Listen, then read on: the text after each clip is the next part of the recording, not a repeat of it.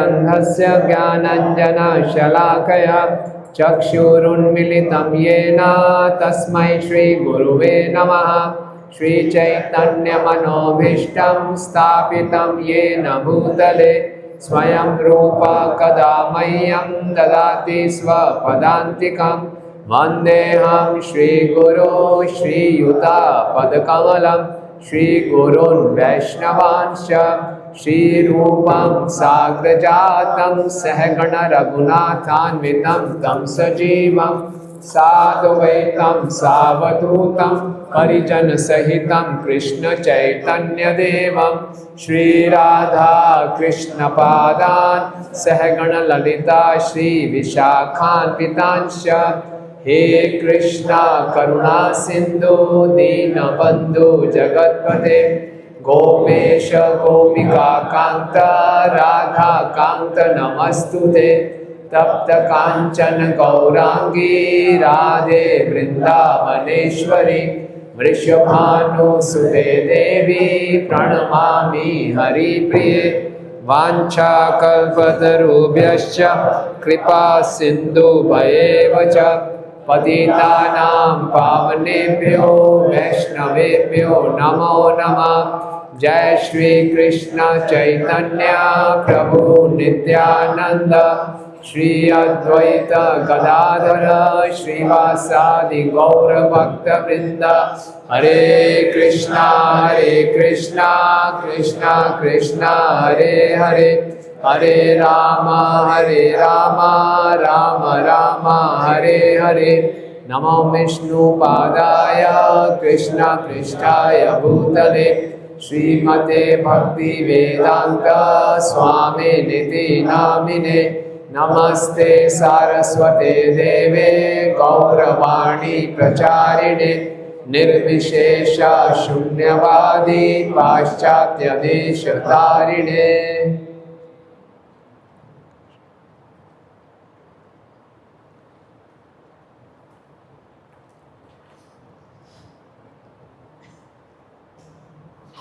हरे कृष्णा। तो ये हम गोवर्धन जी का प्रणाम मंत्र बोलते हैं। नमस्ते गिरिराजाय श्री गोवर्धन नामिने अशेष क्लेश नाशाय परम आनंददायिने गिरिराज गोवर्धन की जय। तो जैसे नाम प्रभु बता रहे थे कि हम सब बहुत सौभाग्यशाली हैं। आवाज़ ठीक है? थोड़ी गूंज रही है, थोड़ा इको हो। तो हम लोग बहुत सौभाग्यशाली हैं कि कार्तिक मास में उठान एकादशी के दिन श्रील गौर किशोरदास बाबा जी महाराज का तिरुभाव दिवस, उस दिन हमने परिक्रमा की। हरि बोल। आदि वरा पुराण में बताया जाता है कि अगर हम गोवर्धन की परिक्रमा करते हैं तो जन्म मृत्यु की परिक्रमा से बच जाते हैं। और गोवर्धन जी साक्षात कृष्ण भी हैं और साथ साथ में हरिदास वर्या यानी कि भगवान के सर्वोत्तम भक्त भी हैं। हरे कृष्णा। ठीक है, अभी वहाँ से ठीक कर दो, इसी को ठीक है, वैसे वो खाली इको ज़्यादा था। हरे कृष्णा। तो रहने दीजिए। तो ये गोवर्धन लीला बहुत विशेष लीला है। ये भगवान को, हरे कृष्ण,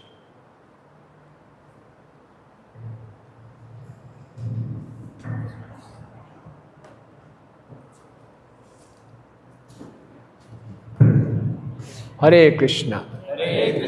दिस इज बेटर, ये बेटर। तो गोवर्धन लीला बहुत विशेष लीला है। इसमें हमको बहुत सी शिक्षाएं मिलती हैं और भगवान की लीलाएं करने के कई प्रयोजन होते हैं। हमारे वरिष्ठ भक्त समझाते हैं कि भगवान की लीलाओं को हम 3 स्तर पे समझ सकते हैं। पहला स्तर है अधिदैविक यानी कि ट्रांसडेंटल। भगवान ने इस लीला में अपने भक्तों के साथ, 5 रस के भक्तों के साथ एक साथ आस्वादन किया। पहले क्या होता था कि भगवान अगर गायें चराने जा रहे हैं तो साके रस में गौल वालों के साथ हैं, तो गोपियाँ जो माधुर्य रस में हैं वो बहुत इंतज़ार करती रहती हैं, प्रतीक्षा करती रहती हैं, वो चिंता करती रहती हैं कि भगवान कब वापस आएंगे। और वात्सल्य रस में यशोदा मैया भी राह देखते रहती हैं कब कृष्ण वापस आएंगे। तो अगर भगवान साके रस का आस्वादन करें तो वात्सल्य और माधुर्य का आस्वादन नहीं कर पाते, और अगर भगवान माधुर्य का आस्वादन करें, रासलीला करें, तो साके का आस्वादन नहीं कर पाते।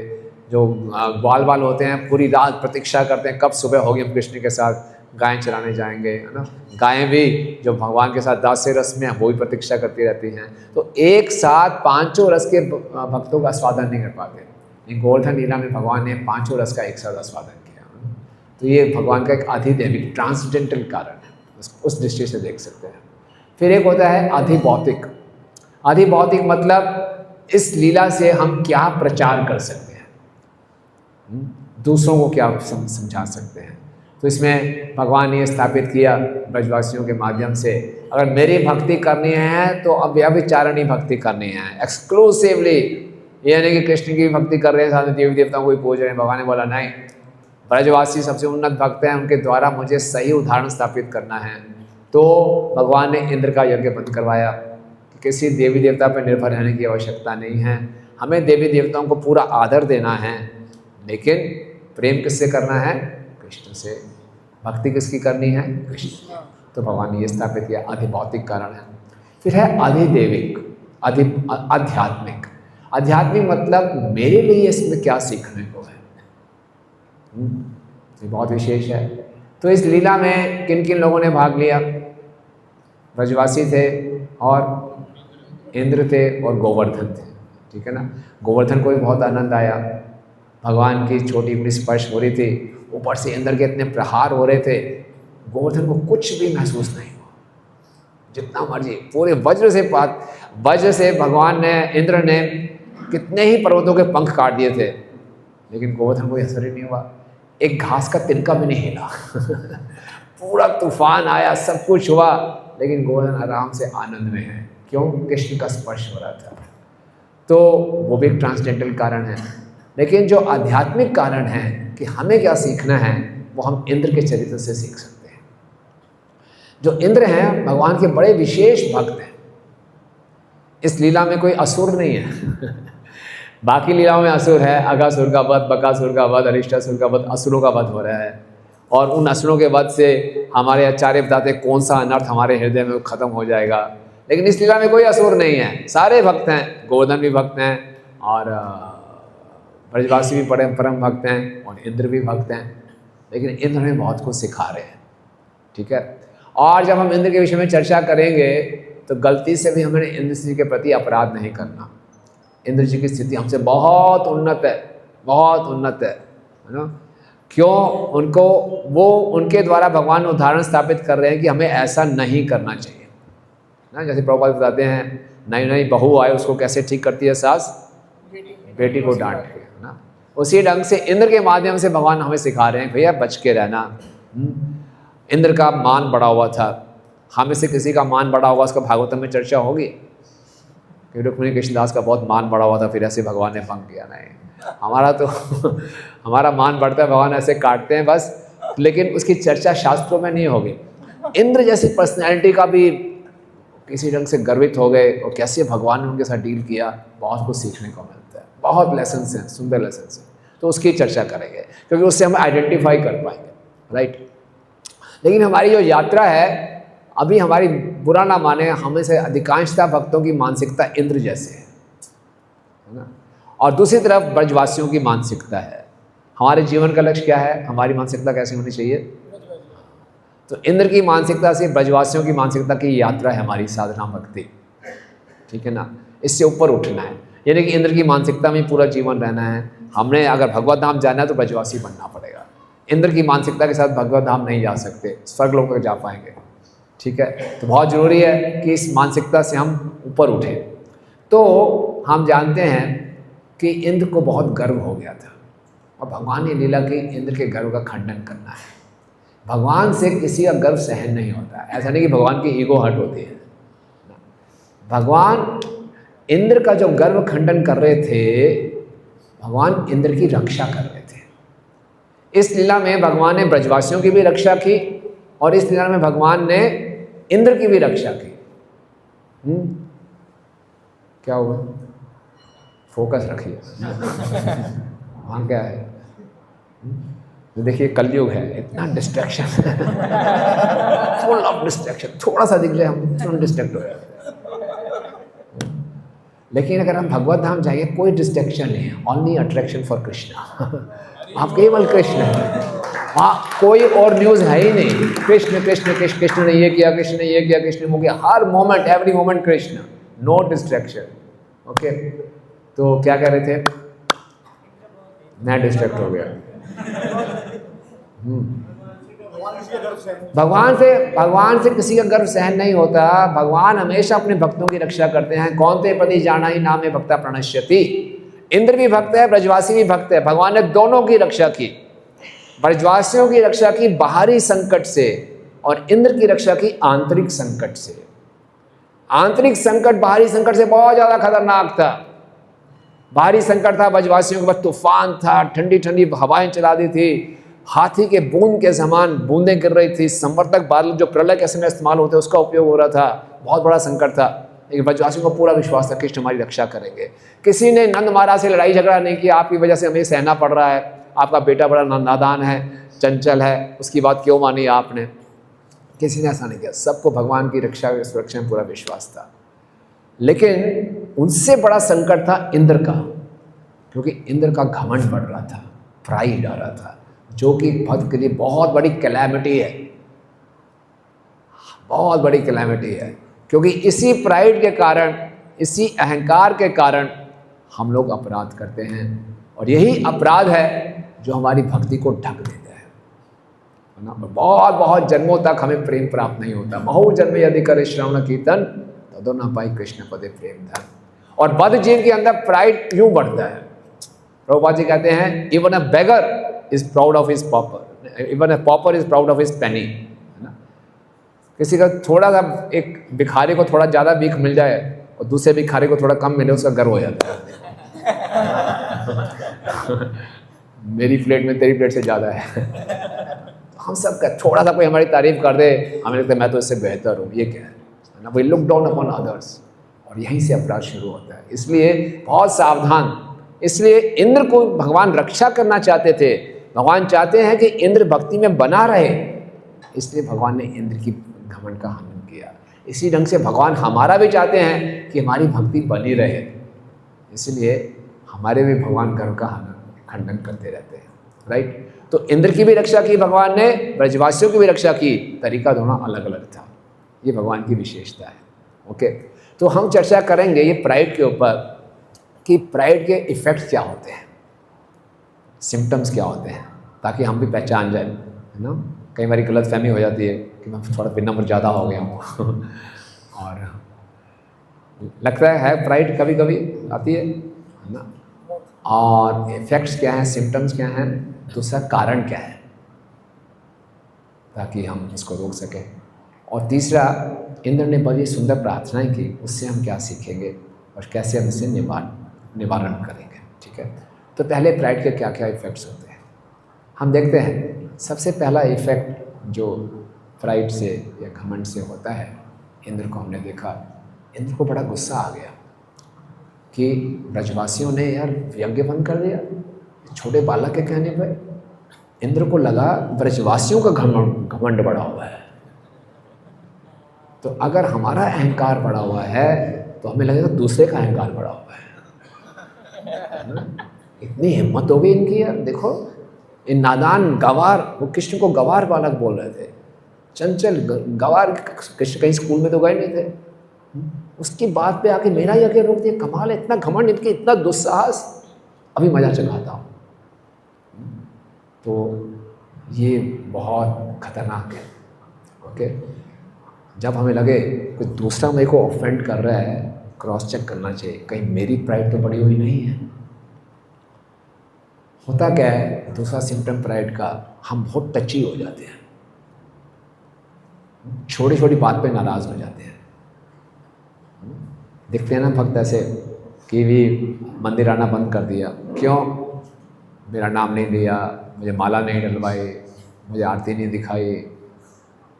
ऐसा थोड़ी होता है, मैंने इतना कुछ किया, कुछ नहीं किया मेरे लिए। छोटी छोटी बात पे हम टची हो जाते हैं, नाराज़ हो जाते हैं। इसका मतलब क्या है, ईगो बहुत बड़ी हुई है। इंद्र इस बात में नाराज़ हो गया, मेरा यज्ञ बंद कर दिया, कोई बात है? बहुत खतरनाक है। आप सोचो, इंद्र को इतनी सदियों से, इतने सालों से ब्रजवासी यज्ञ अर्पण करते थे, इंद्र स्वीकार करता था, 1 साल नहीं किया। ये क्या बात है, ऐसे कैसे हो गया, राइट? तो बहुत जल्दी हर्ट हो जाते हैं। जैसे भागवतम के 4थे स्कंद में दक्ष प्रजापति ना सभा में आए, सबने सम्मान में खड़े हो गए, शिव जी समाधि में थे, नहीं खड़े हो गए, हर्ट हो गए। ये क्या बात है, ये तो है ही ऐसा, मैंने बहुत बड़ी गलती कर दी, अपनी सुंदर इस पुत्री का विवाह इस ऐसे व्यक्ति से कर दिया, मरकट लोचन जिसकी आंखें बंदर की तरह हैं। कितने गंदे गंदे शब्दों ने उपयोग किए शिव जी के लिए। बहुत जल्दी हर्ट हो गए। पूरी सभा में बोलते, देखो मैं कोई द्वेष से बात नहीं कर रहा, मैं तो एटिकेट्स की बात कर रहा हूँ। ये शिव जी वो ऐसा होना चाहिए, एटिकेट्स की बात होनी चाहिए। तो कैसे वो एक्सप्रेस कर रहे हैं। तो अगर हम देखें, हम छोटी छोटी बातें बहुत जल्दी हर्ट हो जाते हैं, तो हमारा प्राइड बड़ा हुआ है। ये दूसरा सिम्टम है। तीसरा सिम्टम है कि जब हमारा अहंकार बड़ा होता है तो हमारा हृदय बहुत कठोर हो जाता है। इंद्र की हिम्मत देखो, पूरे व्रजवासियों को मारने को तैयार हो गए, गायों को मारने का, गौ हत्या करने जा रहे थे इंद्र। कितनी बड़ी बात है, आप सोचिए, एक गौ हत्या कितनी बड़ी बात है। पूरे कहते हैं व्रज को खत्म कर दो, व्रजवासियों को, अटेम्प्ट टू मर्डर पूरा। कितना हृदय कठोर हो गया उसका। कृष्ण ने गड़बड़ की है, उसको अगर कृष्ण से ही था तो गायों को क्यों मरवा रहे हैं, बच्चों को, बूढ़ों को क्यों मरवा रहे हैं, सबको खत्म कर दो। बहुत हृदय कठोर हो जाता है। जैसे दूसरा एग्जाम्पल एकदम दक्ष प्रजापति का, उसकी सबसे प्रिय पुत्री थी सती। सती उसके सामने अपने आप को आग लगा रही है, उसके कोई फर्क नहीं पड़ रहा। इसके कारण मेरे अहंकार को ठेस पहुंची, इसके पति ने मेरे से दुर्व्यवहार किया, मरने दो इसको। तो व्यक्ति जब की ईगो बड़ी होती है तो व्यक्ति सेल्फ सेंटर्ड हो जाता है। जब सेल्फ सेंटर्ड हो जाता है तो उसका हृदय बड़ा कठोर हो जाता है। अगर भक्ति में हमें आगे बढ़ना है तो हृदय को बड़ा कोमल बनाना है, हृदय को कठोर नहीं बनाना। कठोर हृदय वाला व्यक्ति भक्ति नहीं समझ पाएगा, वो हमेशा अपने बारे में सोचेगा। वो भक्ति में लगेगा भी तो अपने सुख सुविधा के बारे में सोचता रहेगा कि मैं बहुत बड़ा व्यक्ति हूँ, मुझे सब बनना चाहिए। नहीं, भक्ति आती है विनम्रता से, कोमल हृदय से। प्राइड का एक और सिम्टम है कि हमारा हृदय भी कठोर होता है, हम दूसरे की महानता को नहीं पहचान पाते। इंद्र सोचा था मैं ही ऑल इन ऑल हूं, सबसे परम नियंता मैं हूं, कृष्ण को पहचाना ही नहीं। जितना हमारा अहंकार बड़ा होगा उतने हम दूसरे की ग्रेटनेस को, दूसरे की अच्छे गुणों को देख नहीं पाएंगे। तो हमारा हृदय अपने गुणों से भरा हुआ है, तो मुझसे बढ़कर कौन, तो दूसरे गुण नजर ही नहीं आएंगे। तो इंद्र के स्वामी हैं कृष्ण, उनके गुण भी नजर नहीं आ रहे उसको, क्योंकि मैं बहुत बड़ा हूं। होता है ऐसा। इसलिए आप किसी व्यक्ति को बोलो जरा इस भक्त की तारीफ करो, मुख से निकलती नहीं तारीफ। अपने बारे में सोचते रहते हैं हम कि मैं कितना महान हूँ, मैं, उसकी सारी बुराइयां नजर आती हैं। मैं अपने बारे में अच्छा सोचता रहता हूँ। तो जितने हम विनम्र होंगे उतना खुल के हम भक्तों का गुणगान करेंगे। अपने आप को हम टेस्ट कर लें। चैतन्य महाप्रभु जब किसी भक्त का गुणगान करते थे तो कृष्णदास कविराज गोस्वामी लिखते हैं ऐसा गुणगान करते थे जैसे उनका एक मुख नहीं 5-5 मुख हैं, रुकते नहीं थे। और गुणगान करते थे, दूसरे भक्तों को चेहरे को देखते थे, कैसा लग रहा है इसको। तो ये कुछ सिम्टम्स हैं। क्या क्या सिम्टम्स हमने बोले, पहले क्या था? दूसरा व्यक्ति, पहला है कि दूसरा व्यक्ति अहंकारी लगता है। छोटी बातें हम हर्ट हो जाते हैं, अपने गुण दिखाई देते हैं, दूसरे गुण दिखाई नहीं देते, हृदय कठोर हो जाता है, छोटी बात पे निराश हो जाते हैं। और जितना हमारा अहंकार बड़ा होगा, एब्यूज ऑफ पावर, पावर का गलत उपयोग करेंगे। इंद्र के पास संवर्तक बादल थे, समर्थक बादल को बांध के रखा होता, स्टोर हाउस में रखा होता। अभी ब्रह्मा जी के दिन का 7वां मनवंतर चल रहा था। 14वें मनवंतर के बाद प्रलय होती, जब ब्रह्मा जी सोते हैं रात को। अभी तो 7वां मनवंतर चल रहा है, ब्रह्मा जी का मिड डे है, 12 बजे होंगे अभी, है ना। इंद्र को गुस्सा आ गया, बुलाओ संवर्तक को। समर्थक आए, यस सर। छायो, खत्म कर दो व्रज को। जिन बादलों से पूरे ब्रह्मांड में प्रलय आती थी, उन्हीं बादलों का उपयोग केवल व्रज को फिनिश करने के लिए किया। समर्थक भी हैरान हो गए, महाराज अभी तो समय नहीं है। अरे कह रहा हूं ना, खत्म कर दो बस, मेरी आज्ञा है। Abuse of power. हमें देखते हैं, हमें थोड़ी सी पावर मिल जाए कि प्रभु जी कूपन बांट दो, अब देखता हूँ अब देखता हूँ किसको देना किसको नहीं देना। किसी चीज़ का इंचार्ज होना दो, छोड़ते नहीं किसी को। थोड़ी सी पावर हाथ में आ जाए, हम उसका गलत उपयोग करना शुरू करते हैं। अपने काम का व्यक्ति तो चलो 4 रसगुल्ले ले जाते, किसी की शक्ल पसंद नहीं पड़े, सब खत्म हो गया तो ये एब्यूज़ ऑफ पावर किया है इंद्र ने। Okay, very dangerous, very very dangerous. ये ऑफ है सबसे ऑब्वियस जो इफेक्ट है अपराध प्राइड का, हम ऑफेंस करते हैं। अपराध करने की जो मानसिकता है वो आती है प्राइड से। जैसे कि जो 10वां नाम अपराध है, हरि नाम की अगाध महिमा सुनने पर भी भौतिक आसक्ति में आ गई। इसका पद्म पुराण में जो संस्कृत में आता है कि अहम आदि परमो, कि श्रुतियों में हरिनाम की इतनी महिमा सुनने के बाद भी प्रेम रहित होकर जप करना, क्यों? अहम आदि परमो, मैं और मेरा बहुत महान है। हरि से बड़ा हरि का नाम, हरि नाम से बड़ा मैं इसलिए जब हम जब भी कर रहे होते हैं, अपने बारे में ही सोच रहे होते हैं। अब ये करूँगा, फिर ये करूँगा, फिर उसको ऐसा सिखाऊंगा, फिर ये कर दूँगा, फिर मैं इडली खाऊंगा लाल चटनी वाली, हरी चटनी वाली, फिर ये करूँगा, फिर मैं सोऊंगा, फिर ये करूँगा, फिर बाहर नहीं जाऊँगा, यहाँ जाऊँगा। अपने बारे में मैं और मेरा, मैं और मेरा, मैं और मेरा, इतना अहंकारा पड़ा हुआ, सोचिए। इसलिए हरि नाम का भी हम महत्व नहीं समझते, तो बाकी फिर क्या, किसको क्या समझेंगे। आप समझ रहे हैं? तो ये बहुत खतरनाक है। तो इससे हम अपराध करते हैं, राइट। तो ये कुछ इफ़ेक्ट्स थे अपराध के, और सॉरी प्राइड के। अब ये प्राइड जनरेट कैसे होती है ना? तो इसका सबसे मुख्य कारण होता है जब हम कृपा को भूल जाते हैं। हमें हमेशा याद रखना चाहिए कि मुझे जो भी प्राप्त हो रहा है वो सब कृपा से है। मेरा अपना इसमें कुछ भी नहीं है।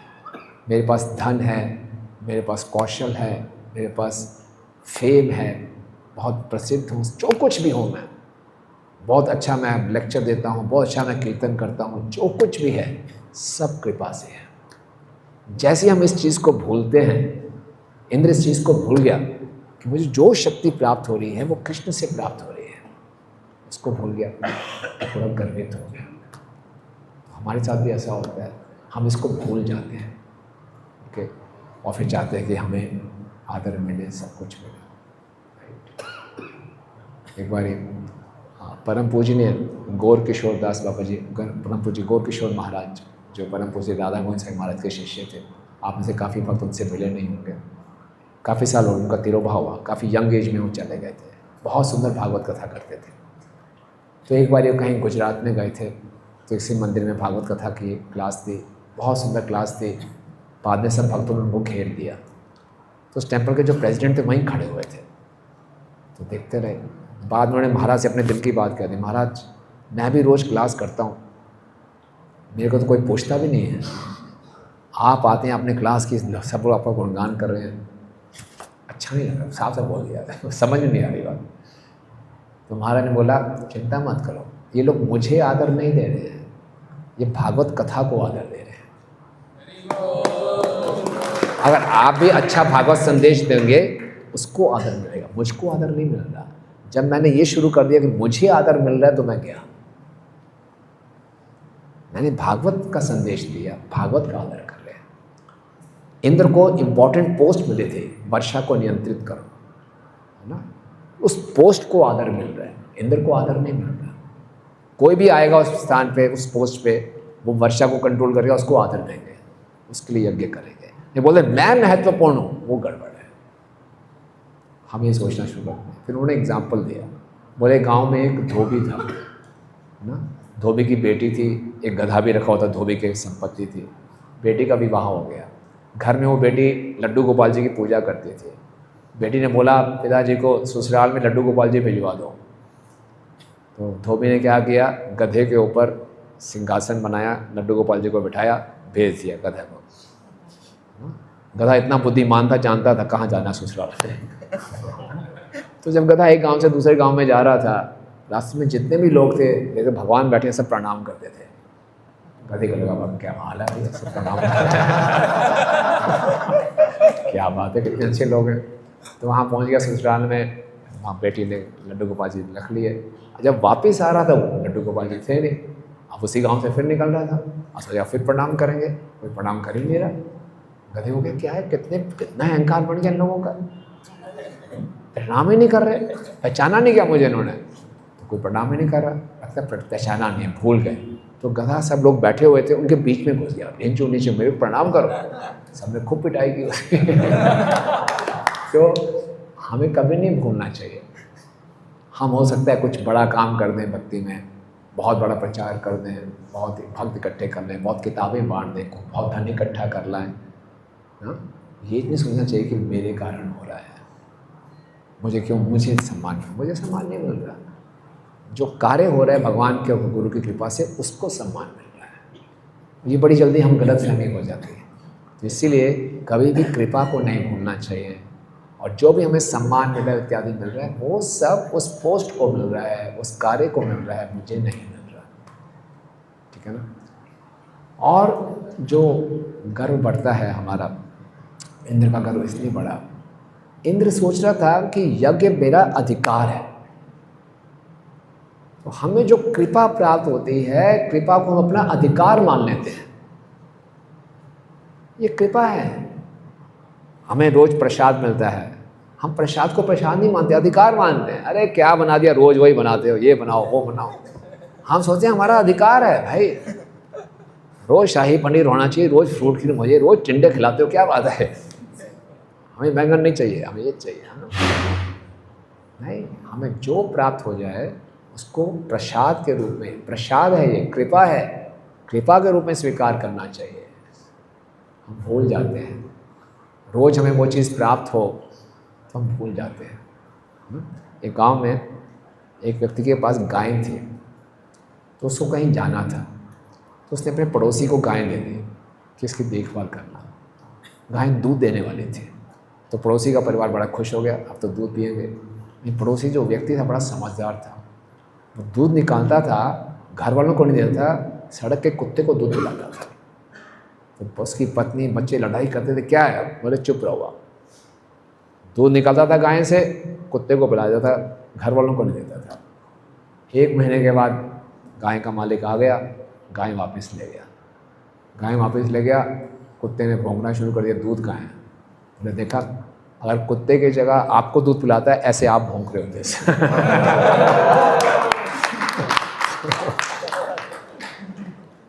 क्योंकि रोज आपको वो चीज़ मिलेगी, अपना अधिकार मानना शुरू कर दोगे। आप देखिए हमारे मंदिर में ठीक 9 बजे प्रसाद तैयार हो जाता है, तो हमारा अधिकार है, 9 बजे प्रसाद मिलना चाहिए। जिस दिन 10 मिनट भी लेट हो गया तो उस भक्त की ऐसी तैसी कर देते हैं, क्यों भाई लेट क्यों होगा, प्रसाद हमारा अधिकार है, 9 बजे गरम गरम मिलना चाहिए।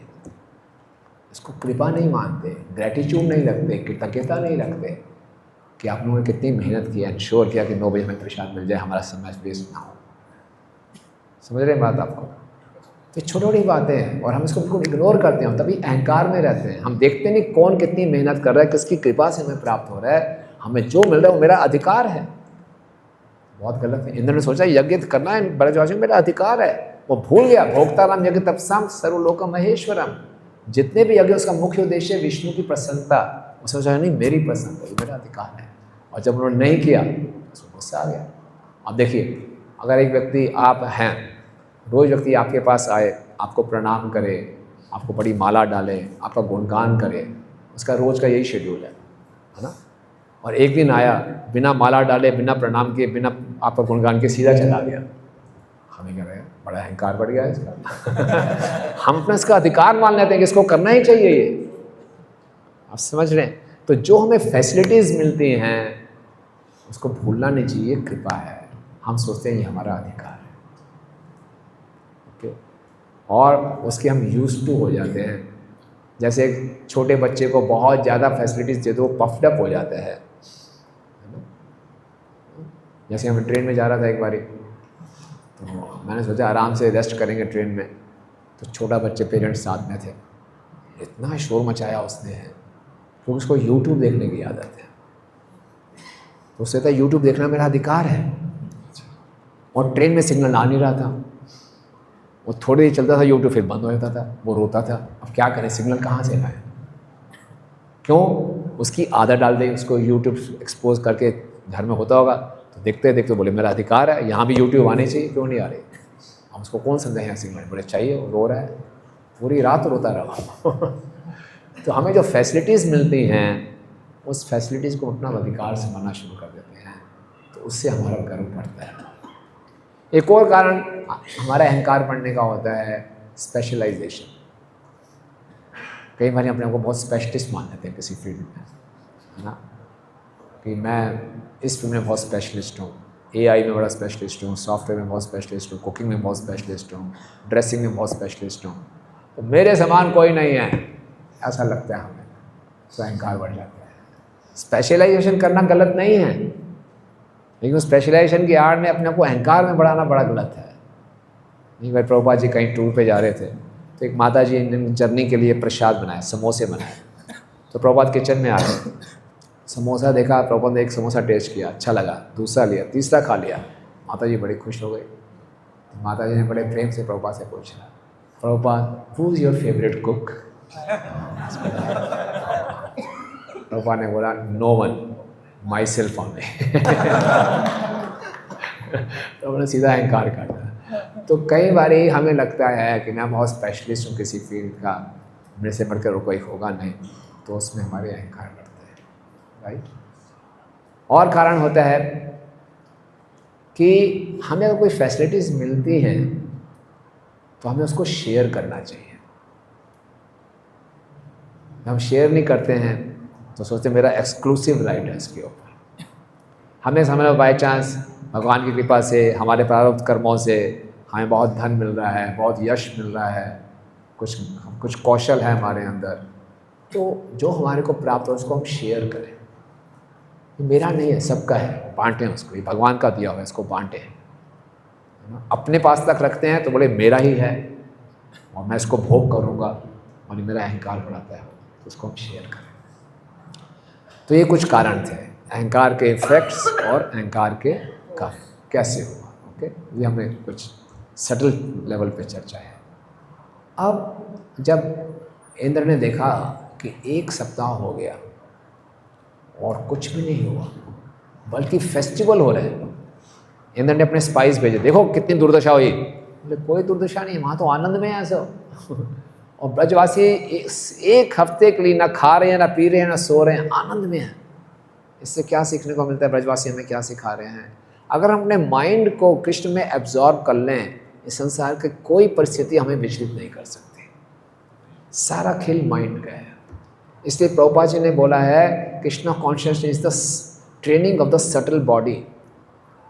हमें अपने माइंड को ट्रेन करना है कि जैसे मर्जी परिस्थिति हो कृष्ण में मन को लगाएं। ये किन प्रकारेण मना कृष्ण निवासियेत। और मृत्यु के समय बहुत क्रूशियल है, हम सबको डेथ का सामना करना पड़ेगा। अभी से प्रैक्टिस कर लें। अभी थोड़ी सी तकलीफ होती है, हमारा मन भटक जाता है, मृत्यु के समय कितनी तकलीफ होगी। ब्रजवासियों में कितनी बड़ी तकलीफ आई, हम कल्पना भी नहीं कर सकते, लेकिन उनको भगवान की सुरक्षा में पूरा विश्वास था। इसीलिए हम यहाँ धाम में आते हैं, हम ये रिट्रीट्स करते हैं, यात्रा करते हैं। इसका मुख्य उद्देश्य क्या है कि हमारा हरिनाम में, भक्तों के संग में भगवान की कृपा पे विश्वास बढ़े, श्रद्धा बढ़े, है ना। भक्ति, भक्त और भगवान, यही हमारे आश्रय होने चाहिए। स्मार्टफोन, चैट जीपीटी ये हमारे आश्रय नहीं है। भक्ति, भक्त और भगवान, कोई भी समस्या है इनका हमें आश्रय लेना है। तो ब्रजवासी विचलित नहीं हुए, कृष्ण को पुकारा और कृष्ण ने तुरंत सुरक्षा प्रदान की। तो उनके लिए तो फेस्टिवल था, बिना खाए पिए सोए, आहा कृष्ण के दर्शन हो रहे हैं, कृष्ण भी आनंद ले रहे हैं, वो भी आनंद ले रहे हैं। और ऊपर गोवर्धन भी एक्सटेसी में थे, और जो गोवर्धन के ऊपर पशु थे, शेर था, हिरण थे, उनको भी कुछ नहीं हुआ। सब कुछ फर्स्ट क्लास, भगवान ने पूरा सिस्टम चला रखा। सुदर्शन चक्र चल रहा था, जो पानी गिर रहा था वो सूख रहा था। आसपास अनंत शेष जी ने पूरे वॉल्स बना ली थी, पानी अंदर नहीं आ रहा था। और गोवर्धन को जब उठाया था भगवान ने, अगर समझ लीजिए ये सोफ़ा है, इसको उठाएंगे तो नीचे कचड़ा मिलेगा ना, है ना। किसी पर्वत को उठाएंगे तो नीचे सांप मिलेगा, मिट्टी विट्टी मिलेगी, नहीं। जब भगवान ने गोवर्धन को उठाया था, नीचे बहुत सुंदर गुफाएं थी, सब मणियों से बनी हुई, जवाहर से बनी हुई, सुंदर वातावरण था, सब कुछ बढ़िया था, फर्स्ट क्लास चल रहा था। तो इंद्र को खबर मिली है तो फेस्टिवल चल रहा है, तो इंद्र समझ गए यार तो गड़बड़ है, ये साधारण बालक नहीं है। और यहाँ पे इंद्र के सारे टैक्टिक्स खत्म हो गए। इंद्र के पास कंस ने अपना दूत भेजा। कंस को भी मालूम चल रहा था 1 हफ्ते से बारिश हो रही है ब्रज में, बहुत धमाकेदार बारिश हो रही है, इंद्र करवा रहे हैं ब्रजवासियों को। तो कंस तो वैसे ही ब्रजवासियों को ख़त्म करने में लगा रहता था। तो कंस को लगा बड़ा अच्छा मौका है, अलाइन कर लेते ना, अलाई बना लेते इंद्र को। एक बड़ा राजदूत भेजा इंद्र को कि हम आपके संकट के समय आपके साथ हैं, कभी भी हमारी ज़रूरत पड़े तो बताना। इंद्र को लगा क्या हालत होगी मेरी, ये हालत होगी, कंस मुझसे दोस्ती करना चाहता है। तो बहुत बुरी हालत होगी, मेरा इतना स्टैंडर्ड गिर गया। अब उसको लगा कि ये कृष्ण हैं, ये कोई साधारण बालक नहीं है, तो अब क्या करें। वो बहुत उसको ग्लानि हो रही थी, बहुत शर्म आ रही थी कि कृष्ण के ऊपर मैंने आक्रमण कर दिया, कितना बहुत कैसे समझे, तो बड़े क्या करें। तो इंद्र हमें सिखा रहे हैं जब हमसे गलती हो तो हमें गुरु के पास जाना चाहिए, वरिष्ठ भक्तों के पास जाना चाहिए, है ना। इंद्र अपने गुरु बृहस्पति के पास गए, बोले ऐसा ऐसा मैंने किया। बृहस्पति ने खूब डांटा, क्यों किया, इसका कोई उपाय नहीं है, मेरी समझ से परे है, तुम इतने मूर्ख हो, तुम्हारा गर्व इतना बढ़ गया। ब्रह्मा जी के साथ आप गए थे क्षीर सागर के तट पे, भगवान से प्रार्थना की थी अवतार लीजिए, और जिनसे आपने पहले बोला, निवेदन किया कि अवतार लीजिए, उन्हीं के ऊपर आक्रमण, उनको मारने का प्रयास कर रहे हो, कैसे व्यक्ति हो आप। भागवत में वर्णन आता है, इंद्रारी व्याकुलम लोके विड्यन्ति युगे युगे। इंद्रारी, इंद्र के शत्रुओं का नाश करने के लिए भगवान आते हैं। तो वास्तव में इंद्र के शत्रु, सबसे बड़ा शत्रु इंद्र का क्या था, उसका गर्व, उसका नाश किया भगवान ने, मतलब उसको बुलाया फिर उसी को मारने का प्रयास कर रहे हो। अब तो आप ब्रह्मा जी के पास जाओ। ब्रह्मा जी के पास गए, ब्रह्मा जी ने बोला मुझसे भी एक गलती हुई थी, मेरा भी अहंकार बढ़ गया था, क्या करें, हाँ तो बहुत पश्चाताप किया मैंने। बोले अब क्या करें, बोले कोई साधन नहीं है, कुछ फायदा नहीं। तो ब्रह्मा जी के समय बड़े बड़े ऋषि बैठे थे, उन्होंने बोला एक तरीका है, भगवान को गाय बहुत प्रिय है, तो सुरभि गाय को लेके जाइए, तब भगवान का हृदय प्रसन्न हो सकता है। तो इंद्र को बड़ा पसंद आया, तो इंद्र सुरभि गाय को आगे लेकर गए। सुरभि गाय आगे थी, इंद्र पीछे थे। और भगवान को देखिए आप, कृष्ण अंतर्यामी है, कृष्ण जानते हैं क्या हो रहा है, बृहस्पति ब्रह्मा जी ऋषियों में क्या बातचीत हुई है, इंद्र मेरे पास आएगा क्षमा मांगने के लिए सुरभि गाय को लेकर। तो भगवान का चरित्र देखिए, और भगवान हमें सिखा रहे हैं कि हमारे से कोई जूनियर है, वो कुछ गलती करता है तो उसके प्रति क्या एटीट्यूड होना चाहिए, है ना। हम लोग एज ए जूनियर भी रोल प्ले करते हैं, एज ए सीनियर भी रोल प्ले करते हैं। तो हमारे जूनियर से कुछ गलती हो गई, अपराध हो गया, पाप हो गया, तो हमें कैसे उसके साथ डील करना चाहिए।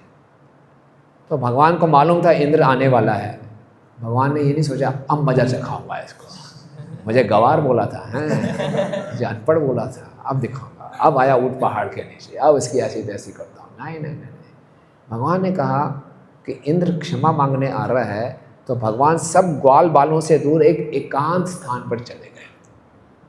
भगवान इंद्र का अपमान नहीं करना चाहते थे, वो भक्त हैं, आप समझ रहे हैं। अगर किसी भक्त को हमने करेक्ट करना है तो पब्लिक में नहीं करना चाहिए, उसको ह्यूमिलिएट नहीं करना चाहिए, तुमने ये किया वो किया, नहीं नहीं नहीं नहीं, बहुत ही सेंसिटिविटी के साथ डील करना चाहिए। चाहे कोई हमारा जूनियर भी है, इंद्र भगवान से बहुत जूनियर हैं, लेकिन कृष्ण उनको बहुत संवेदनशीलता के साथ करेक्ट करेंगे। ऐसा नहीं कि उसको बहुत डांटेंगे, फटकारेंगे, उसको बुरा हाल कर देंगे, नहीं नहीं नहीं। ये हमारी मैच्योरिटी दिखाता है, राइट। भक्तों के समाज में कैसे करेक्ट करना है ये भी एक साइंस है। अगर हम सीनियर हैं तो हमें ये अधिकार नहीं है कि किसी के प्रति अपराध करते हैं। ऐसा नहीं कि जूनियर सीनियर के प्रति अपराध करता है, सीनियर भी जूनियर के प्रति अपराध कर सकता है। कोई सीनियर जूनियर नहीं है। आत्मा कोई बैच नंबर होता है क्या? आत्मा का कोई बैच नंबर नहीं है, आत्मा तो सनातन है। इस सोसाइटी में हम आए हैं तो कुछ हायरार्की सी बन जाती है। हम 5 साल पहले आ गए, अब 2 साल बाद आए, लेकिन कोई पता नहीं कौन किस श्रेणी का भक्त है। हमें बड़ा सावधानी से व्यवहार करना चाहिए दूसरे के साथ।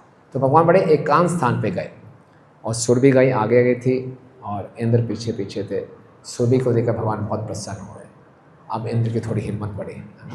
इंद्र ने आते ही प्रणाम किया, दंडवत प्रणाम किया भगवान को। इंद्र ने बहुत सुंदर हेलमेट मुकुट डाल रखा था, अपना चमकता हुआ मुकुट भगवान के चरणों में लगाया। इंद्र की सहस्त्र नेत्र उनका नाम है, 1000 आँखें हैं, हज़ारों आँखों से अश्रुधारा बह रही है और भगवान से वो प्रार्थना कर रहे हैं कि आप विशुद्ध सत्व में हैं। मैंने सोचा आप मेरे से कंपटीशन कर रहे हैं। अहंकार बनने का एक और लक्षण हम चर्चा नहीं कर पाए। जिस व्यक्ति में अहंकार होता है वो बहुत इनसिक्योर होता है, वो बहुत डरा रहता है कि मेरी पदवी ना कोई छीन ले ना। आप में से कितने लोगों ने फिजिक्स पढ़ी है बचपन में? फिजिक्स में लॉ ऑफ ग्रेविटी होता है ना। अगर सेंटर ऑफ ग्रेविटी हाई है तो हम स्टेबल होंगे, अनस्टेबल होंगे, अनस्टेबल हो जाएंगे। तो अगर हमारा अहंकार बढ़ा हुआ है हम बड़े अनस्टेबल रहते हैं कि अभी गिरा अभी गिरा। ये भी हर किसी को अपना कॉम्पिटिटर के रूप में देखते हैं, है ना, इसलिए बड़े इनसिक्योर हो जाते हैं। इसलिए समाज में हर व्यक्ति डरा हुआ है एक दूसरे से, है ना। ये मेरे को ये कहीं मुझे एक्सेल तो नहीं कर लेगा। तो बोला मैं आपसे कंपटीशन के रूप में आपको देख रहा था, लेकिन मुझे नहीं मालूम था आप तो विश्व सत्व में हैं, आप में कंपटीशन की भावना कहाँ आएगी। फिर बोले कि मेरे जैसे बहुत से मूर्ख हैं इस संसार में जो भगवान बनना चाहते हैं या अपने आप को भगवान समझते हैं, और आपका अवतार इसीलिए हुआ कि मुझ जैसे मूर्खों को ठीक करें। तो एक बार एक राजा था, नास्तिक राजा था। उसके पास बड़े बड़े साधु संत आते थे, उसको उपदेश देने को सुनता नहीं थे, मजाक उड़ाता था। तो एक और साधु आया, तो राजा ने बोला भाई क्या है, बड़ी भक्ति वक्ति करते, भगवान कहाँ है, भगवान करते क्या हैं, चलो मान लिया भगवान है, वो करते क्या हैं। साधु ने बताया मैं बताऊँ भगवान क्या करते हैं। बोले हाँ बताओ क्या करते हैं। मजाक मजाक में बोल रहा था, नहीं एक कंडीशन ही बताऊँगा। बोले ठीक है बताओ कौन सी कंडीशन है। बोले ये करना पड़ेगा। राजा बहुत ऊंचे सिंहासन पे था। बोले आपको नीचे आना पड़ेगा और मैं सिंहासन में बैठूंगा। बोले ये क्या मतलब है। बोले तभी बताऊंगा भगवान क्या करते हैं। उसको लगा मजाक में, चल ठीक है ये भी करके देख लेते हैं, आपके भगवान है ही नहीं तो करेंगे क्या। चलो ठीक है। वो नीचे इधर आया, वो साधु को बैठा दिया सिंहासन में। बोले बताओ भगवान क्या करते हैं। बोले ये करते हैं। वो सोचता है कि मैं बहुत ऊपर हूँ, इसको नीचे ले आते हैं। तो जो मानता है मैं भगवान हूँ, भगवान उसको बोलते अच्छा मैं बताता हूँ भगवान कौन है। तो इस संसार में इंद्र ने बोला मेरे ऐसे बहुत से ऐसे मूर्ख हैं जो अपने आप को भगवान मानते हैं, बहुत धन यश इकट्ठा कर लिया मैं भगवान हूँ। नहीं, भगवान के साथ षड ऐश्वर्य पूर्ण है। कोई भगवान से कंपटीशन कर सकता है, किसी की हिम्मत नहीं हो सकती। लेकिन मूर्खतावश इंद्र बोला मैं बहुत बड़ा मूर्ख हूँ। तो आप तो परम ज्ञाता हैं, परम पिता हैं, मुझे क्षमा कर दीजिए और मुझ पर कृपा कीजिए, मैं दोबारा ये गलती ना करूँ। और आपको लगता है कि मैंने बहुत बड़ा अपराध किया है, तो मैं आपको याद दिलाना चाहूँगा कि मैं आपका नित्य सेवक हूँ। मुझ पर आप कृपा नहीं करें मैं कहाँ जाऊँगा, तो कृपा कीजिए। तो भगवान ने बोला कोई बात नहीं इंद्र, चिंता मत करो, मैं अपने भक्तों में अहंकार नहीं देख सकता। हम गोपी गीत भी गाते हैं, उसमें जो 6वां श्लोक है गोपी गीत में क्या है, हाँ, व्रज जनार्ति हम वीर योषितम निज जना स्मया ध्वंसना स्मिता। कि निज जना स्मया, अपने भक्तों में स्मया अहंकार भगवान नहीं देख सकते। उसको कैसे ध्वंस करते हैं, मुस्कुरा के। भगवान की मुस्कुराहट यही होती है, ये क्या सोच रहे हैं अपने आप को। मेरे होते हुए बोलते हैं मैं भगवान हूँ। तो भगवान की मुस्कान से ही भगवान के भक्तों का अहंकार खत्म हो जाता है। तो भगवान ये देख नहीं सकते, उनकी भलाई के लिए। ऐसा नहीं कि भगवान को कोई कंपटीशन महसूस होता है, भगवान को थ्रेट महसूस होता है, ये आगे बढ़ जाएगा। ना ना, ये मूर्ख जीव है, अहंकार में गिर जाएगा तो और गिरेगा। जितना अपने आप को ऊंचा मानेगा उतना वो नीचे गिरेगा, जितना अपने आप को नीचे मानेगा वो ऊंचा चढ़ेगा। ये हमारे ऊपर निर्भर है। तो भगवान कहते हैं मैं इसलिए अवतार लेता हूँ आपकी गलत मानसिकता को ठीक करने के लिए, राइट। और फिर भगवान ने बोला मैं आपको पद से नहीं हटाऊंगा, आप जाइए सेवा कीजिए बट इस अहंकार से बचिए। तो इंद्र वापस चले जाते हैं खुशी खुशी। अब इंद्र ने माफ़ी तो मांगी, लेकिन जितने अच्छे ढंग से मांगनी चाहिए थी वो नहीं मांगे। इसमें हमारे आचार्य विश्वनाथ चक्रवर्ती ठाकुर बहुत सटल पॉइंट निकाल के लाते हैं। बोले इंद्र ने जो माफ़ी मांगी उसको डर था। एक तो माफ़ी मांगी कि मुझसे गलती हुई, ये था ही था, लेकिन माफ़ी मांगने का मुख्य कारण था इंद्र को डर। किस चीज़ का डर? कि मेरी पोस्ट ना चली जाए। हम लोगों से भी गलती होती है, गलती मान लेते हैं, लेकिन मुख्यतः अंदर भय ये होता है जो मेरा भी प्रेजेंट स्टेटस है ये मुझसे छीन ना लिया जाए। इसलिए प्रभु क्षमा कर दो, क्षमा कर दो मतलब पोस्ट मत छीनना। तो ये सही क्षमा मांगना नहीं है। जो असली भक्ति में उन्नत होगा, अगर उससे कोई गलती होगी वो पनिशमेंट चाहेगा, मुझे पनिशमेंट दो ताकि मेरा शुद्धिकरण हो, और दंड मिलने से पहले वो अपने आप को दंड दे देगा। अगर वास्तव में किसी को पश्चाताप हो रहा है तो अपने आप को दंड देगा। है कोई उदाहरण शास्त्रों में? परीक्षित महाराज जब शमिक ऋषि से दुर्व्यवहार किया तो वापस आकर तुरंत उनको लगा मुझसे बहुत बड़ी गलती हुई है, मैं राजा हूँ, क्षत्रिय हूँ, मुझे ब्राह्मण का सत्कार करना चाहिए, मैंने ब्राह्मण का अपमान कर दिया। उसने कहा, परीक्षित महाराज सोचा मुझ पे बड़े से बड़ा संकट अभी आ जाए, सारी विपदा आ जाए, मेरा सारा धन संपत्ति सब छिन जाए। बोले अगर नहीं हुआ ऐसा तो मेरे परिवार वालों को भी मेरी रिएक्शन लेना पड़ेगा। लेकिन इंद्र का विजन बहुत शॉर्ट विजन था, नहीं मेरी पोस्ट बची रहे। और हम लोगों का विजन बड़ा शॉर्ट विजन है, नहीं मेरी रेपुटेशन, मेरी पोस्ट बची रहे। नहीं, अगर हम गलती स्वीकार कर रहे हैं तो हमें बोलना चाहिए मुझे पनिशमेंट दीजिए, नहीं तो मैं अपने आप को पनिशमेंट दूंगा। इसी ढंग से भक्ति सिद्धांत स्वामी ठाकुर महाराज को देखते हैं। 3 साल की उम्र में आम खा लिया था बिना भोग लगाए। भक्ति ठाकुर ने डांटा नहीं, तब से अपने आप को पनिशमेंट दी, मैं जीवन भर आम नहीं खाऊंगा। नहीं, करेक्टर है, ये चरित्र है। इस ढंग से बिल्व मंगल ठाकुर, जानते हैं बिल्व मंगल ठाकुर की कथा ना? अपनी आंखें फोड़ दी। ये आपको एक्सट्रीम एग्जाम्पल है, ऐसा नहीं कल हमसे कुछ गलतियों में आंखें फोड़ रही, लेकिन आप एक्सटेंड देखिए कितना उनको पश्चाताप हो रहा था। तो अगर हम खुद को पनिशमेंट नहीं देते या पनिशमेंट की इच्छा नहीं रखते तो क्या होगा? दोबारा से गलती करने के चांसेस रहेंगे। इंद्र से यही हुआ। दोबारा भगवान के पास गए कि एक नरकासुर ने मेरी माँ की ईयररिंग्स ले ली, ये ले लिया, छाता ले लिया, वो ले लिया, मुझे दिला दो। बच्चों की तरह रोते हुए गए और भगवान गरुड़ जी पे बैठ के गए, साथ में सत्यभामा को ले गए, नरकासुर का वध किया, इंद्र को सारा सामान वापस दिला दिया। वापस आ रहे थे, सत्यभामा ने बोला ये अच्छा वृक्ष है, ले लेते हैं, परिजात वृक्ष। तो भगवान ने उठा लिया। इसी पे क्रोध आ गया इंद्र को।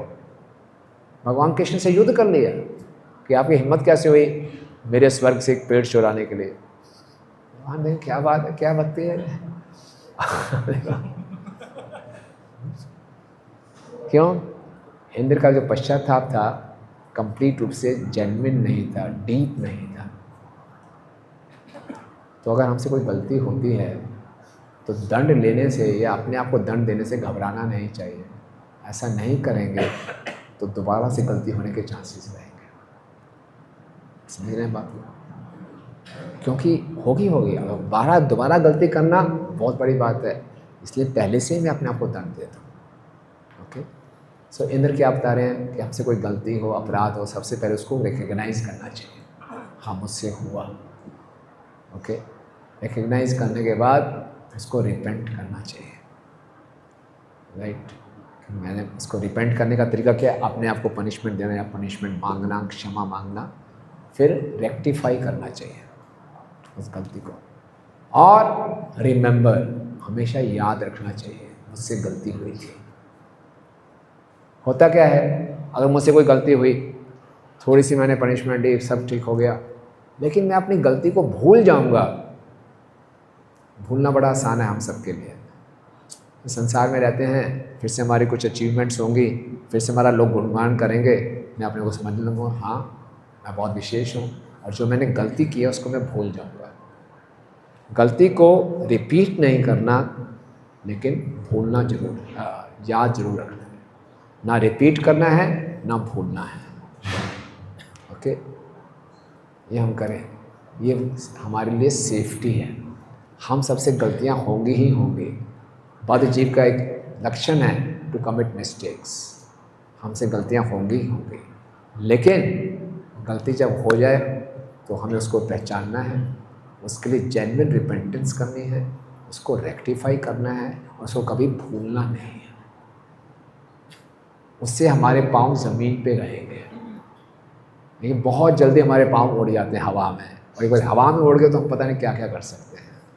तो कभी गलती भूलें ना, और कभी रिपीट ना करें। जगाई मधाई का चैतन्य महाप्रभु ने उद्धार किया, सारे पाप खत्म कर दिए।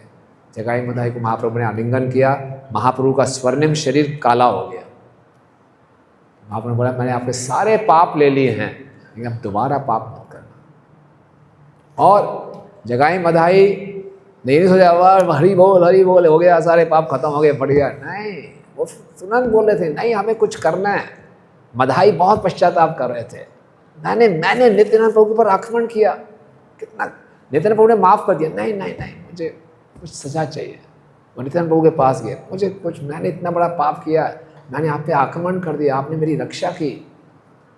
नित्यानंद प्रभु ने जब बहुत रिक्वेस्ट किया हमसे, तो फिर नित्यानंद प्रभु ने बोला ठीक है, आप इस घाट में सेवा, घाट की सफाई करो। जितने वैष्णव आते हैं गंगा में स्नान करने के लिए, उनको अच्छा घाट मिलना चाहिए।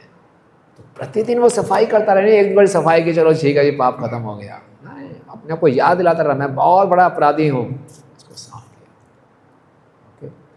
इस जेन्युइन रिपेंटेंस में हमारे सारे पापों के रिएक्शन जल जाते हैं। जेन्युइन रिपेंटेंस नहीं है तो पाप का बीज बना रहेगा। तो इंद्र ने केवल अपनी पोस्ट की रक्षा के लिए माफ़ी मांगी, इसलिए उनसे फिर से गलतियाँ हुई। ओके, तो ये हमें सीखना है, और बहुत सुंदर ये एपिसोड है, हम सबको बहुत शिक्षा प्रदान करता है कि हम सबके अंदर भी इंद्र की मानसिकता है। छोटी छोटी बातें हमारा अहंकार बढ़ जाता है, हम अपराध करते हैं, और ये सब ने चर्चा की, द्वेष करते हैं, इनसिक्योर हो जाते हैं ना, और हम भी परेशान रहते हैं, दूसरों को भी परेशानी करते हैं। इससे हम आराम से बच सकते हैं अगर हम अपने अंदर कृतज्ञता और विनम्रता को अनुकूल करें। मैं परम पूजनीय स्वयं भगवान केशव महाराज का एक लेक्चर सुन रहा था, उन्हें बहुत सुंदर टिप्स दी अहंकार से बचने के लिए और अपने में विनम्रता अनुकूल करने के लिए। 3D फार्मूला है, 3 डायमेंशनल नहीं, 3Ds 3Ds। पहला डी क्या है, अपने कोई हमारे बहुत बड़ा हमसे काम हो गया समझ लीजिए, क्या समझना चाहिए, आई एम नॉट द डूअर, मैं डूअर नहीं हूँ। बस लोग बोलेंगे आपने बहुत बड़ा काम किया, मैं हूँ ही नहीं। ये सब गुरु और कृष्ण की कृपा से। समझ लो आपने कोई काम ही नहीं किया और कोई आपको बोल रहा बाबू जी आप महान है महान है। अरे भैया क्यों बोल रहे हो, मैंने किया ही नहीं, क्यों ऐसा बोल, मैंने किया ही नहीं। इसलिए I am not the doer, याद दिलाते रहे I am not the doer, I am not the doer. No, हम कई बार सोचते हैं कि वॉक्स पॉपुली से हम भगवत धाम चले जाएंगे। वॉक्स पॉपुली समझते हो?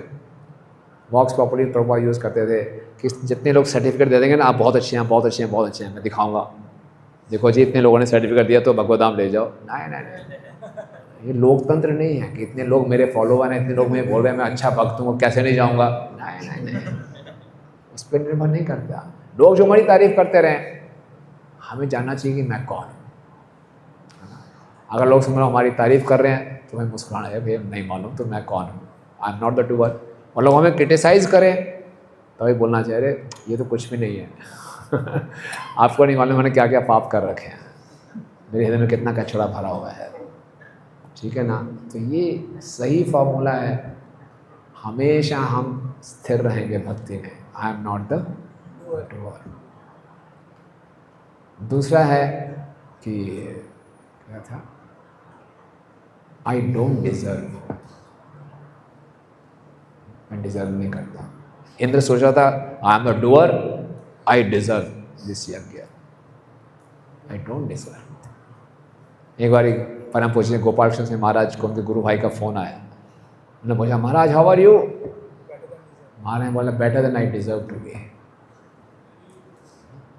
कितना सुंदर भाव है। ये नहीं बोला ये खराब है वो खराब है, मेरी हेल्थ खराब है, I am better than what I deserve to be. जितना मुझे होना चाहिए उससे मैं बहुत अच्छा हूँ। हमेशा याद रखना चाहिए आई डोंट डिजर्व। जब सोचेंगे मुझे सम्मान मिलना चाहिए, मैं तो डिज़र्व करता हूँ, तो हमेशा परेशान रहेंगे, राइट। और तीसरा है आई एम दास।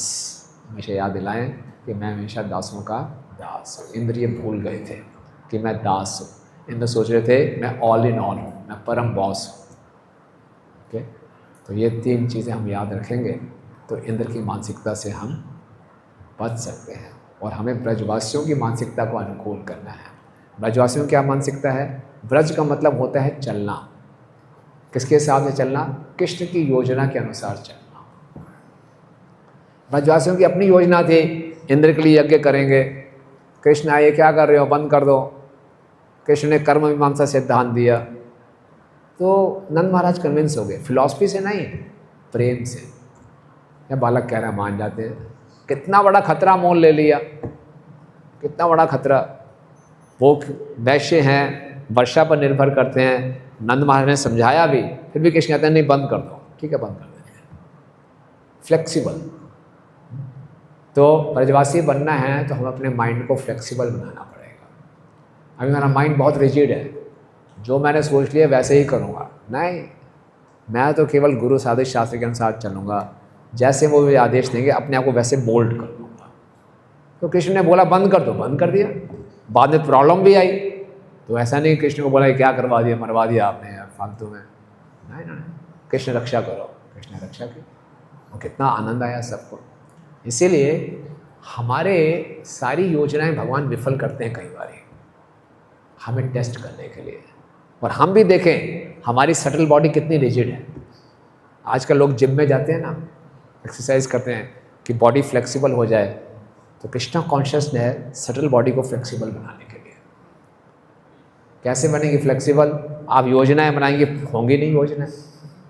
कोई वरिष्ठ भक्त आ जाएगा, ये मत करो, ये करो, अरे ये क्या है, तब देखना चाहिए हमारा रिएक्शन क्या है। बड़ा गुस्सा आता है, मैंने प्लानिंग किया, मैंने इतनी मेहनत किया, सब क्यों कर रहे हो। इसका मतलब बहुत रिजिड सटल बॉडी है। अगर ब्रजवासी बनना है तो फ्लेक्सिबल सटल बॉडी। यस, आप गुरु की इच्छा तुरंत करेंगे, अच्छा ये इच्छा तुरंत करेंगे, ये करना चाहिए। इसकी प्रैक्टिस कर रहे हैं।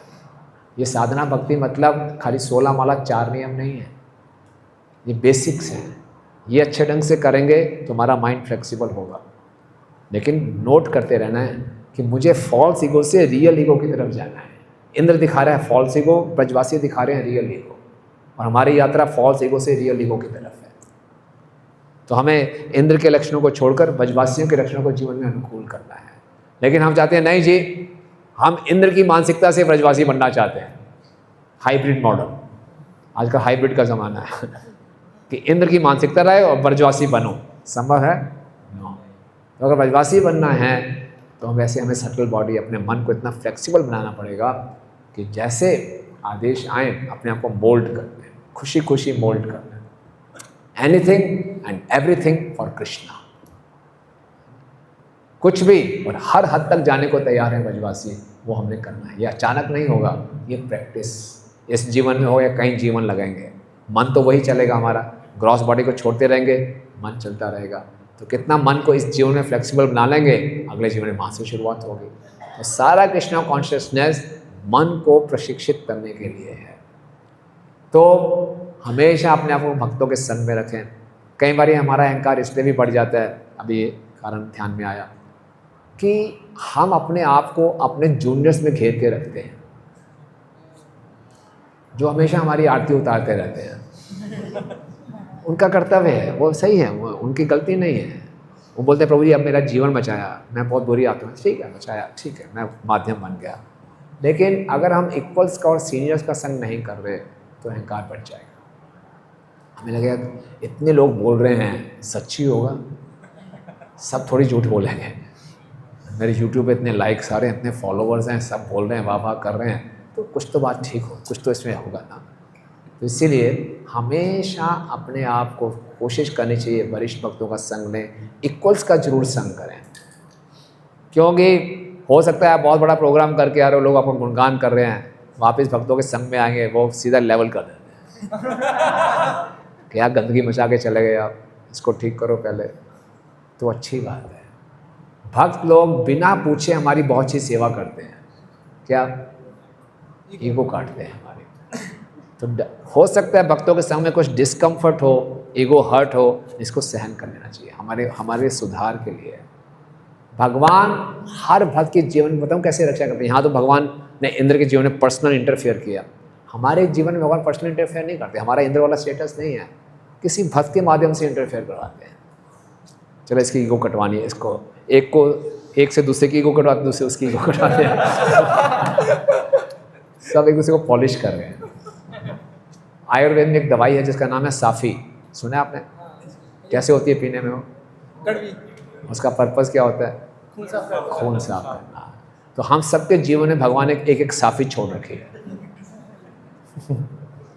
जो हमें कुछ ना कुछ हमें हट करता रहेगा यहाँ वहाँ से। क्यों? खून साफ हो जाए, हृदय साफ हो जाए। तो घबराना नहीं चाहिए, मैं साफी नहीं पीऊँगा, मत पियो, खून गंदा रहेगा।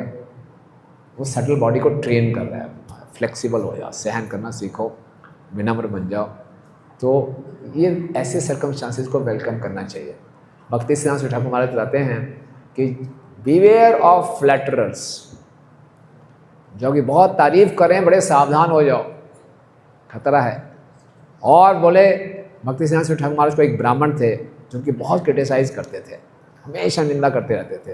एक बार उन्होंने शरीर छोड़ दिया तो एक शिष्य नाचते हुए आया, गुरु महाराज, उस ब्राह्मण ने शरीर छोड़ दिया। पता है भक्ति सिद्धांत स्वामी ठाकुर महाराज क्या रिएक्शन था? Today I lost my best friend, मैंने आज अपना सबसे अच्छा दोस्त खोया। क्योंकि कोई ना कोई होना चाहिए जो हमें लेवल करता रहे, नहीं तो बहुत जल्दी हमारा अहंकार बढ़ जाता है और पता नहीं हम क्या क्या कर देते हैं, पागलपन कर देते हैं। इसीलिए भक्तों का संग बहुत सुरक्षित स्थान है। भगवान हमारी रक्षा कर रहे हैं किसी ऐसे भक्त को भेजकर, उसको भगवान का प्रोटेक्शन पैकेज समझना चाहिए ना। हमारे प्लान्स फेल हो रहे हैं, ये भगवान की रक्षा है, सुरक्षा है। घबराना नहीं चाहिए, प्लान जरूर बनाने चाहिए, पूरी तैयारी करनी चाहिए। चल भी सकते हैं, नहीं भी चल सकते, नहीं चल रहे तो भगवान की इच्छा है, चल गए तब भी भगवान की इच्छा, दोनों में भगवान की कृपा है। तो इस ढंग से ये गोवर्धन लीला हमें बहुत कुछ सिखाती है और हमें याद रखना है, इंद्र की मानसिकता से उठ के व्रजवासी की मानसिकता में आना है, तभी हम भगवत धाम जा पाएंगे, तभी हमारे जीवन का लक्ष्य पूरा होगा। ठीक है, हरे कृष्णा। गिरिराज गोवर्धन की जय। किसी कोई प्रश्न है? हाँ, प्रश्न से। यस, माइक है क्या? ये माइक ले लो, फिर इसको लगा लेता हूँ, फिर चलेगा ना ये? आप ये माइक ले लीजिए, या फिर ये दे दीजिए उसको, है हेड माइक देंगे, ऐसे बोले।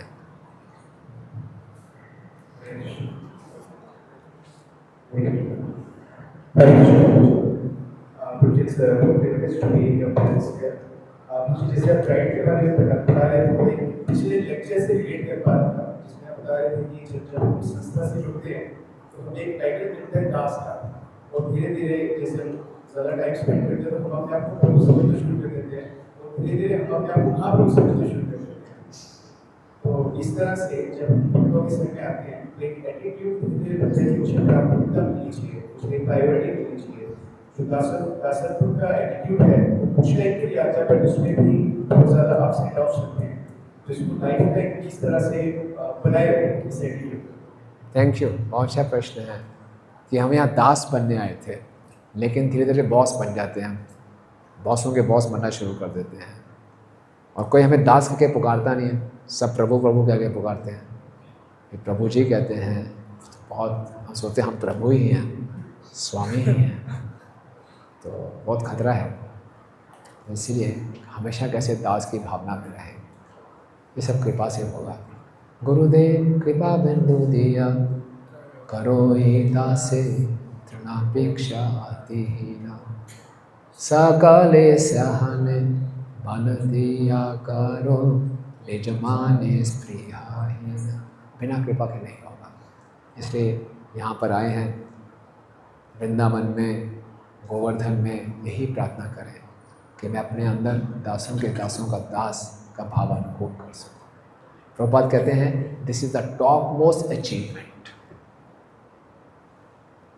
इस संसार की सबसे बड़ी उपलब्धि है अपने आप को दासों के भाव में लाना। अगर ये भाव हमारे में आ गया, हमारा भगवत धाम जाना सुनिश्चित है। ये सबसे बड़ा भाव है, इतना आसान नहीं है, ये खाली कृपा से आएगा। तो पहले इसके लिए इच्छा को विकसित करना है, इसके महत्व को समझना है। हम समझते हैं ये थ्योरेटिकल है, ये थ्योरेटिकल नहीं है। बिना इसके गाड़ी आगे बढ़ेगी नहीं भक्ति की, बिना इस चेतना के हमसे अपराध होंगे ही होंगे। तो इसलिए सबसे बड़ी उपलब्धि भक्ति की है अपने आप को दासों को दास मानना, और ये हमारी सिंसियरिटी पर निर्भर करता है, हमारी प्रार्थनाओं पे। जब कृपा आएगी तो ये भाव आएगा। कोशिश करते रहे।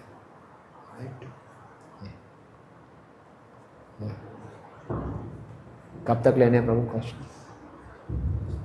10 मिनट क्विक।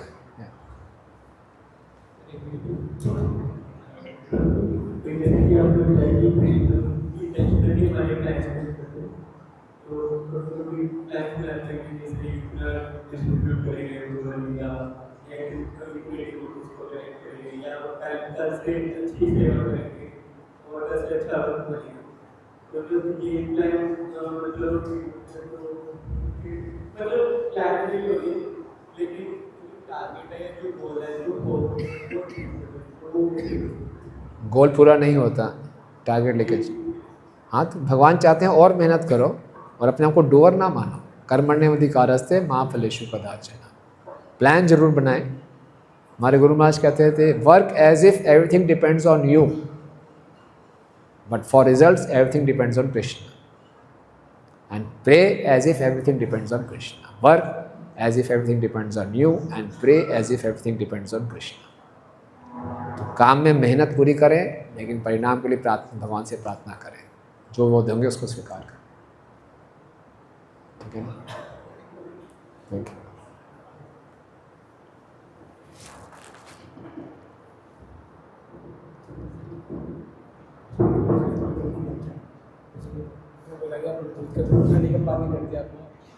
पता चल गया हमको कितना भी फोकस करना है, कितना भी वो प्रैक्टिस करना है, अपना प्रोग्राम करना है। इसीलिए मैं बता रहा कि प्राइड कितना हार्मफुल है हमारे लिए, प्राइड कितना हार्मफुल है हमारे लिए।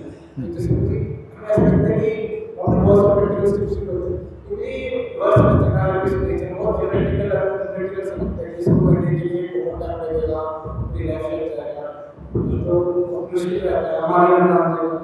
कैसे प्रभु जी कह रहे हैं कि आपको सवाल समझ नहीं आ रही कि हम्बल बनना बहुत प्रैक्टिकल नहीं लगता, क्या करें? बहुत अच्छी बात है। त्रिनादपि सुनिचेन तरुपि सुवेशना अमानि न मान देन कीर्तनीय सदा हरे। ये चारों चीज़ें करना आसान नहीं है।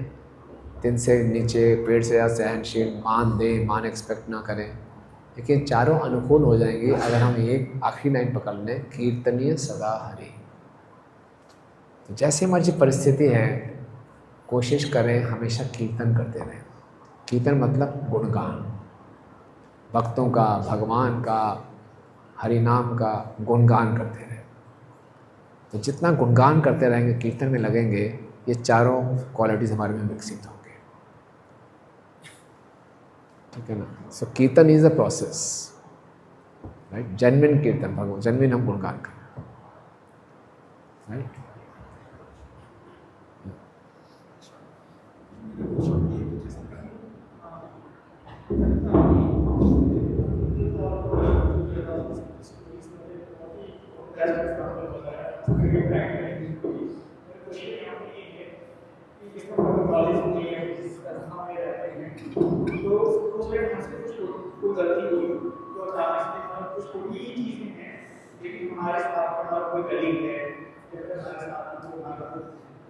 उस चीज को हमारा मतलब बढ़ा देना है, हमारा बहुत ज़्यादा फिर अचानक से अभी भी आपके उस समय मतलब नेचुरल स्टार्ट को भी आता है उसका जो एक उत्साह था उस स्टूडेंट का मतलब डाउन हो जाता है कि मैं कैसे अपना पूरा मोटिवेट करूं पास करने को। तो किसी अथॉरिटी ने हमें गलत डांट दिया, हमने थोड़ी सी गलती की, किसी ने बहुत बड़ा रिपोर्ट कर दिया, सबके सामने हमें डांट दिया, तो हम क्या करें, हमारा उत्साह खत्म हो जाता है, ये प्रश्न है।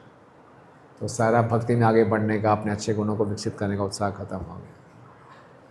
कोई बात नहीं, ऐसा होता है, क्योंकि हम सब लर्निंग स्टेजेस में हैं। लेकिन याद रखना चाहिए, ultimately Krishna is the controller. Ultimately Krishna is the controller. Krishna ultimate नियंता है। अगर किसी ने मुझे गलत रिपोर्ट कर दी और किसी ने मुझे गलत डांट दिया सबके सामने, कृष्ण की नॉलेज में है तभी हो रहा है ये सब। उसका मतलब कृष्ण मुझे कुछ सिखाना चाहते हैं, इसको स्वीकार करें। मैं ऐसा नहीं करूँगा, लेकिन मेरे साथ हो रहा है, मेरे कर्म हैं, इसको स्वीकार करें। और कुछ बुरा लग रहा है तो वरिष्ठ भक्तों से जाके अपना हृदय खोल दें, उनको बता दें, समझा दें, है ना, इस ढंग से। इससे हमारी सहनशीलता बढ़ती है और हम भक्ति में आगे बढ़ते हैं, ठीक है ना।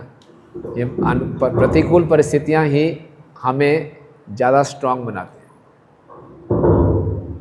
सब कुछ ठीक, सबका व्यवहार आदर्श हो, सब बढ़िया चल रहा हो, तो हमारी स्पिरिचुअल मसल्स नहीं बनेंगी।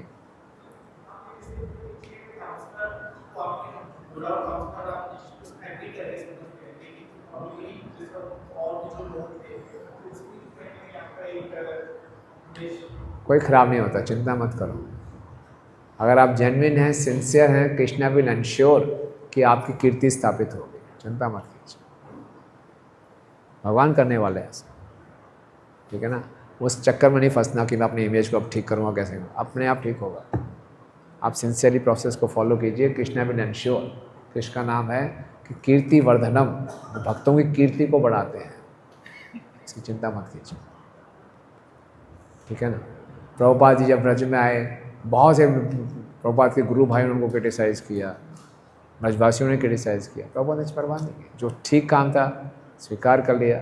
एक बार गुरु महाराज को किसी भक्त ने बताया कि ये लोग मुझे बहुत क्रिटिसाइज़ करते हैं, उल्टी सीधी अफवाहें फैला रहे हैं।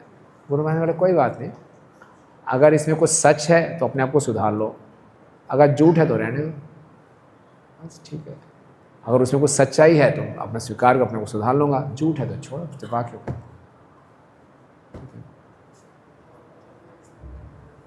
Thank you. तो विल स्टॉप हेयर, काफ़ी समय हो गया। आप सब भक्तों का बहुत बहुत धन्यवाद। गिरिराज गोवर्धन की जगत गुरु श्रील प्रभुपाद की जय, गौर प्रेमानंदे।